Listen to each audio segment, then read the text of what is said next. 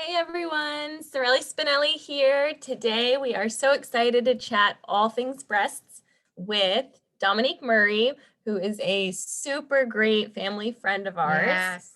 and also a certified clinical thermography technician. So I'm going to let her introduce herself right now. Hi, Mrs. Murray. Hi, how are you? Hi, Good. Dominique. We're so happy to have you. Well, thanks for having me. It's nice to be able to discuss a subject matter that a lot of women have questions about. They really do. So, what I do is I do digital infrared thermal imaging, which in short is called thermography, and it's an adjunct to mammograms or ultrasounds. And by adjunct, I mean it doesn't take the place of a mammogram, a structural screening, which is a mammogram and an ultrasound. What it does do is it allows a person, a woman, to really take charge of their own health and preventing disease. Thermography is a functional screening in as such as it looks for inflammation, it looks for vascularity, it looks for blood flow that shouldn't be there, like in the breast. Most cancers, not all, but most cancers require blood flow to grow. So using this machine back here, we get to see heat patterns that are indicative of something that might be there that we need to look out for. Thermography is recommended for any age group. Younger women particularly benefit from this because they have dense breasts, and mammograms are not the screening of choice for that. Mammograms have a very difficult time seeing through density. So a thermogram is a good idea to establish your baseline while you're young, to see if there's anything that you need to, through time, see if there's any changes. So it allows you to really monitor your own health, your own breast health through time. So a thermogram only really works if you get it done every year. I have clients that don't quite understand the concept. They skip a year or they come back every 3 years. Well, then the screening isn't as, I guess, accurate because you're not seeing the changes through time. And that's really what you want, is to be able to have that luxury. So thermography is also good for women that are older. Usually with age, our breasts are less dense, which makes them easier to see with a mammogram. But the thing about breast cancer is it takes several years to become detectable by a mammogram before you even have a lump. There's other signs that are present, such as heat signature and blood flow. So again, even if you're older, you can still get the benefit of the screening to help you figure out what you need to do. So suppose something is found in the thermogram. Suppose after years of having a very stable baseline, something happens. Well, that will be definitely caught by interpreting physicians. So basically, I'll kind of tell you what we do at a visit. A person comes and fills out a questionnaire, a 3-page questionnaire about their health in general, but mostly about their breast health and everything that has happened in the past. And then we have a little bit of a cool down period where they take everything off from the waist up if they do just a breast scan. And then I take pictures of the breast. There's usually about 6 images taken at different angles. Those images, along with the history, are sent to interpreting physicians. These physicians are trained thermographers because it's not radiology. It's a very different type of reading this type of scan. And then they come up with a report. It takes about 5 to 7 days to get the report back. And it comes directly to the client, and they can choose to share with their doctor. It's already interpreted, so they don't, a lot of doctors are like, well, I don't know what to do with this. Well, it's already interpreted, so they just need to read it. And it's not a very, complicated thing to read. So that's basically what happens during a visit. So what else could I say? There are different types of cancers out there, most of which can be found with a mammogram, except for one, inflammatory cancer. And that's the one that thermography will pick up because it's inflammatory. Therefore, it has a heat signature. So as you can see, there's no true good way at this point in time to, there's no one test that is foolproof. You really have to do a combination of different things in order to get a more complete picture of your breast health. Do you work with ultrasounds in conjunction with Well, I have an ultrasound technician that I do refer to because a lot of women, the standard of care in this country for screening, breast screening, is a mammogram first and then an ultrasound second. It's very difficult to just get an ultrasound by itself if that's what you prefer. I do have someone that will do that. Insurance usually typically does not pay for it because it's not the standard of care. So, that's a different approach, and it's definitely something that is viable, and that, it's nice to have a choice if you choose to. But it's unusual. You do the thermograms in conjunction with an ultrasound? Would that? Well, you mean at the same time, or? I mean, would that replace a mammogram so you don't ever have to get a mammogram? Well, there's several schools of thought on that. Some doctors say that mammograms are better because they see micro calcifications that technically the ultrasoundist cannot see. However, the ultrasoundist that I do use says, no, that's mumbo jumbo. I can see them just fine. So there's a little bit of tension between, certain factions as to what is best. Honestly, for some people, getting irradiated every year is counterintuitive. Hi, you're cute. So getting irradiated is counterintuitive to health for a lot of people. And, there have been some researchers out there that have said that for every mammogram you get, you're increasing your chances by 1 or 2% of getting cancer down the line. Well, okay, that doesn't sound like a lot, but if you've had 40 mammograms in your lifetime, that becomes a big number. Yeah. Some people would totally dispute that, and that's fine. But I err on the side of caution. And so a lot of my clients would prefer to just do a thermogram every year and then in conjunction with an ultrasound. And that's what personally I do. But that's something you really have to discuss with your doctor. And it also is dependent on your family history, where you make those kinds of decisions. Yep. So the best way to prevent cancer is to be as proactive as possible. So that, as we discussed, thermography is a big, big part of that. There's also some breast self-examination that you need to do, and you need to start that pretty early on.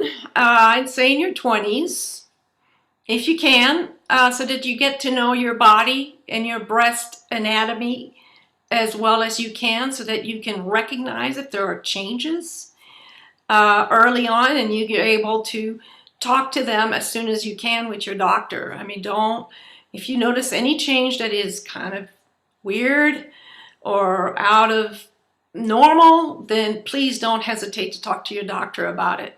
A lot of my clients will get a thermogram right away, even if they're not due. They'll say, you know what?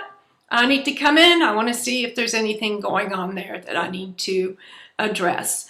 So that would be the first thing, that and talking to your doctor.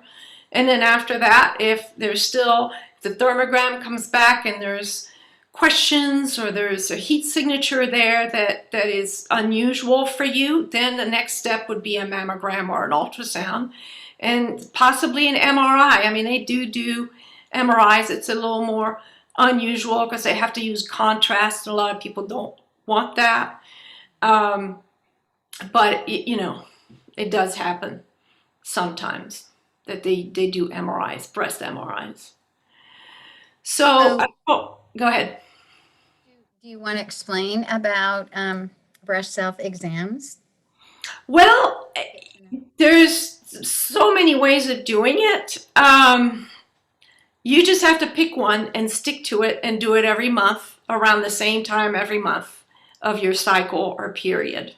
So they recommend 2 or 3 days after your period where your hormones are calm and your breast tissue is usually pretty non-inflamed at that point. So you can feel things a little bit more easily. They recommend looking at yourself in the mirror, arms, you know, on your hips, to see what you look like, to bend over, to see if there's any differences, any puckering, anything going on with your breast tissue visually. And then you can go in the shower, lift your arm, use 3 fingers, and you can go either in a line, up and down, all through the breast, or you can go in circles. And then you can lay on your bed and do the same thing. So it's you know, takes a little bit of time. Are you moving in parts, or do you go straight? Well, that's just it. There's 2 different methods. There's a methods where you go straight up and down. Oh, I And see. there's some that you go towards the nipple. You start on the outer edges and you work your way towards the nipple. So those are 2 different, you know, schools of thought, and they're equally as good as long as you do it. There's also a model that we know about, a little silicone model here that will teach you how to recognize lumps in your breast. So it's very soft, and it has little, I guess, masses in there that you can learn to feel. Some are very, very deep, and it comes with a video. This is called My Breast Friend, and it's kind of, you know, it's pricey, but you can share it with the gals you love in your life. You know, once you've learned how to do it, you just share it, and it's a great tool to teach women how to do this properly. So that you're not missing anything. And I understand thermograms can detect very small lumps in areas way before mammograms. Well, it's not the lumps that it detects really, it's the changes in functionality in the breast tissue. So whenever a cancer is growing, for the most part, it changes the vascular pattern in the breast. It requires more blood flow. Even before it's picked up on a mammogram, most of the time we can see that. So that's why it affords you those extra years to do something about it if you need to. So it's more preventive. Yeah. Yeah. It really That reminds is. me of, my midwife told me with my most recent baby, she was like, midwives really are trained in what normal birth looks like. So if something is wrong, they can usually tell right away, very quickly, before sometimes even doctors would be able to. 'Cause Right. they know. That's kind of what it reminds me of, like, you know what normally is supposed to be happening. So you can detect if something's going off. Right. And you can do that in yourself. Yeah. Right.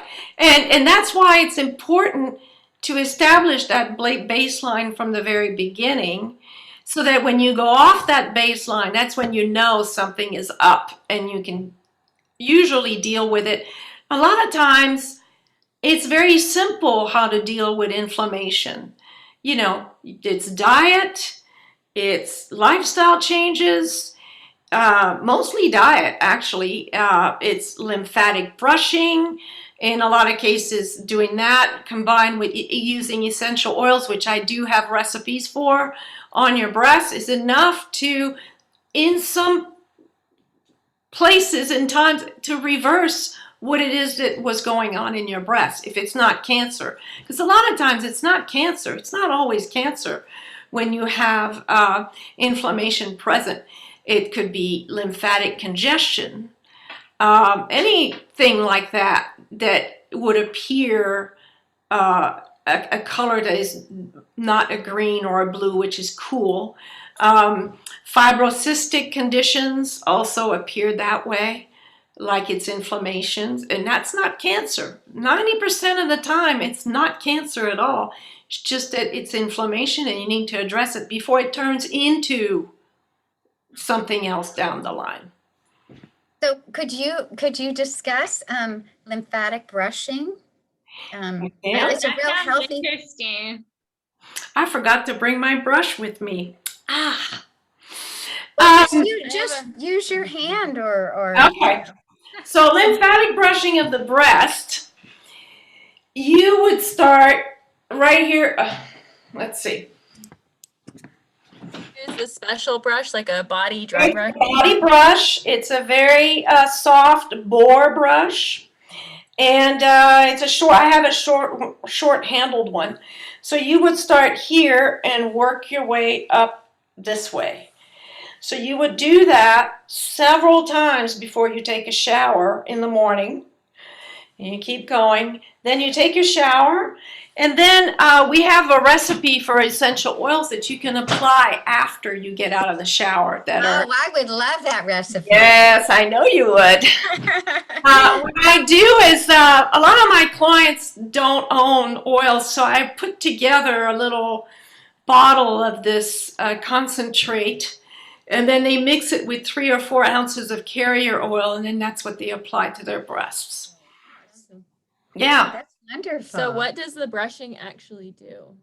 It helps to alleviate lymphatic congestion, which we have a lot of lymph nodes under our armpits, and a lot of cancers begin there because of the lymph nodes being congested. So it's very important to keep those happy and moving, so the fluid is moving. Also, we recommend not wearing underwire bras.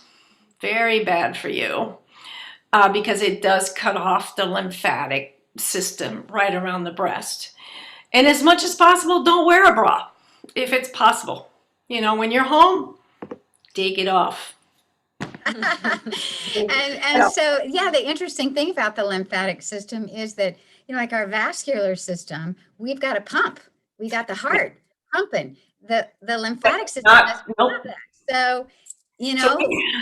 So by moving and rebounding is also a very good thing that you can do for the lymphatics.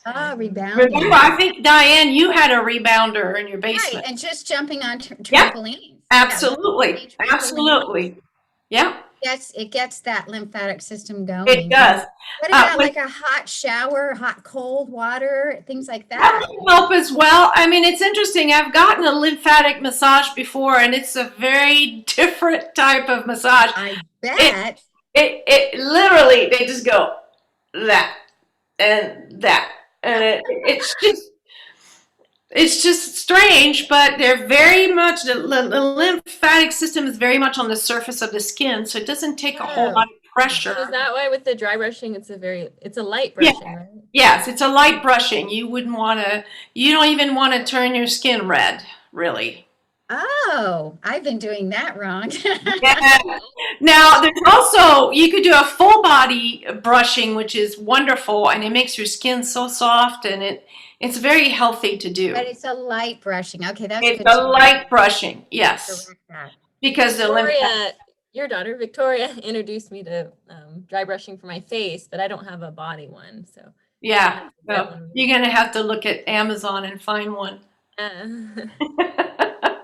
Yeah, this is so interesting because when I think of breast health, I just think of mammograms, but there's so many other things that go into it.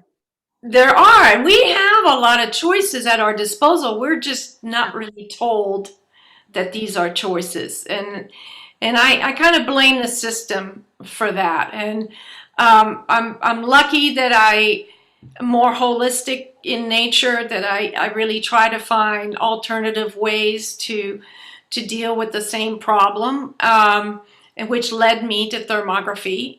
I've been a client since 2011, so I've had it done every year since then. I have not once come off of my baseline, which is really good. I'm very happy about that. Wow. And a couple of years ago, I had an ultrasound because we recommend at least every 5 years that you get a structural screening, which is an ultrasound or a mammogram, depending on family history. If you have strong family history, then obviously you need to bring that a little closer, sometimes every year. I mean, I think that it's a dialogue that you need to have with your doctor, and it's also a dialogue you need to have with yourself. What are you comfortable with? What will let you sleep at night? And I love that you said your 3-page, intake registration. The first questions are, what is your diet? What is your lifestyle? That you're not just looking at the breast, you're looking at the whole picture, which is you just want to be holistic about everything, really. Yes, as much as possible. And also, we ask questions, obviously, about your family history. Have you had a biopsy? Have you had implants? That's another question. We can still do thermography if a woman has had implants, especially if there's doubt about the integrity of the implant. Sometimes we can tell if there's something that's not quite right. And that's happened. I've had a client that I told her, I said, you might want to have that checked out. And sure enough, one of them was leaking. Wow. Yeah, and there's a lot of inflammation associated with implants sometimes. So you really it's a good way to monitor how you're doing with them. Yeah. So, it might come to a point where you have to have them removed if the inflammation is great. Because then that affects your entire body, really. So, we deal with implants. And what's nice about thermography is the way that we take the images, we can see other parts of the body, the breast, that mammograms don't always catch, because mammograms only squeeze the breast. We actually look at the axillary region under here, under the armpit, when we do a thermogram. So it really does, it's a much broader view of the breast than just the actual boobies. Especially since the lymph nodes under our arms are where a lot of the cancer will start. So if you're not even looking at that. Yeah, but you are with thermograms, with mammograms, if you're not looking. Right. So it's kind of a double coverage, which is never a bad thing, because they do see different things. One is functional, one is structural, and I think it's a beautiful thing that you can bring them together and use all that information to really get to the core of what you're trying to evaluate on your breast. And that 5-year ultrasound that you recommend or so. That's the maximum that you can go, yeah. You can get that through a thermography technician, because I tried to just do it through and of course, for a first time, they're like, no, we don't do that with breast. But through you, I could get it if you recommended it, yeah. Well, okay. Not really through me. I don't refer in a classic sense because I'm not a doctor. I just happen to know a ultrasound technician that is a mobile service like me. She's out of Roanoke, and she comes to Northern Virginia once a month and does ultrasound at a chiropractic clinic. So that's how I'm able to refer my clients. I say, look, call her, see where she is, see if you can get on her schedule. That's about the extent of what I can do. It's very hard to get an ultrasound by itself by using your doctor, for instance, because again, the standard of care is, oh no, you go to radiology and they look at you like you have 3 heads because all you want is an ultrasound, and they say they can't do that. They have to do a mammogram first. But So you can facilitate that. I mean, I can. I wouldn't know in other states who to contact, really. but if they can find a thermography technician, Perhaps they'd be able to, yes, but connect. you have that resource, don't you, of where to go to thermography? I mean, at the website. Yes, there is a website, Thermology. the Thermology Online website that lists thermography locations all over the United States, so you can find. You're welcome to take to your personal email to which we've included in our resources to take questions or to assist. Absolutely. Yes. Oh. Next week, we will be sharing all the resources. We will be sharing Dominique's email. So all of that will be published next week on Wednesday. And there are a lot of great links, some videos, all about what we've been talking about. Good. Which you have provided to us. Thank you. Excellent. Excellent. I'm looking forward to hearing from some of you. I'm sure you have a lot of questions. This is a bit of a, unusual type of screening that not actually very many people know about. I'm always surprised, and they are just thrilled whenever they find out that this is available, and it is something that we can do. It's relatively low cost, and it's non-invasive. Why not? Great to have options. Yes, and prevention is key. It really is. I mean, if you can catch something before it becomes a huge issue, you are way ahead of the game. Way ahead of the game. So what's not to love? Absolutely. I totally agree. I'm so glad you introduced it to me. You're welcome. You're welcome. So are we out of time? Yeah. I think that's it. That was great information. Thank you so much. We'll share again all the resources and your email with everybody. But yeah, thanks for taking the time to share your wisdom. Well, thanks for having me, and I'm glad to get the word out about this wonderful screening. Everybody needs to know about this. Yeah, you're helping a bunch of women. Take care, ladies. Have a nice Bye-bye. day. Bye. Thank you, ladies.